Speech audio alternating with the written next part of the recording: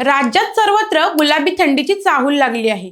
त्यामुळे बाजारपेठांमध्येही थंडीच्या दिवसात लागणारे स्वेटर, मफलर, कानटोपी विक्रीस असल्याचे दिसू लागले. तसेच थंडीच्या दिवसात मका, पेरू, रताळे, गाजर यांसारखी फळं आणि भाज्या सुद्धा बाजारात दिसू लागल्या आहेत. मात्र तुम्हाला जर थंडीच्या दिवसात काहीतरी वेगळा आणि हटके बिझनेस करायचा असेल तर हा व्हिडिओ शेवटपर्यंत नक्की बघा. थंडीच्या दिवसात स्वेटर आणि सीझनल फळे, भाज्या विकण्याऐवजी तुम्ही जर या पदार्थाचा बिझनेस केलात तर तुम्हाला नक्कीच फायदा होईल. थंडीच्या दिवसात प्रामुख्याने उष्ण पदार्थ खाल्ले जातात. त्यामुळे या दिवसात मेथीचा लाडू, गुळ खोबऱ्याचा लाडू, डिंकाचा लाडू किंवा ड्रायफ्रुट्सच्या लाडूचा घरगुती बिझनेस केल्यास तुम्हाला फायदा होईल. आजकाल अनेक कमावत्या महिलांना घरी येऊन आरोग्यासाठी उत्तम असलेले पदार्थ बनवायला पुरेसा वेळ मिळत नाही. त्यामुळे त्या रेडी टू ईट स्वरूपात असलेल्या चांगल्या दर्जाचे पदार्थ विकत घेताना दिसतात. याचा फायदा तुम्ही तुमच्या बिझनेस साठी करू शकता. आता हा बिझनेस वाढवण्यासाठी तुम्ही सर्वप्रथम चांगल्या दर्जाचा कच्चा माल खरेदी करा. तसेच लाडूसाठी आवश्यक असलेली भाजणी करावी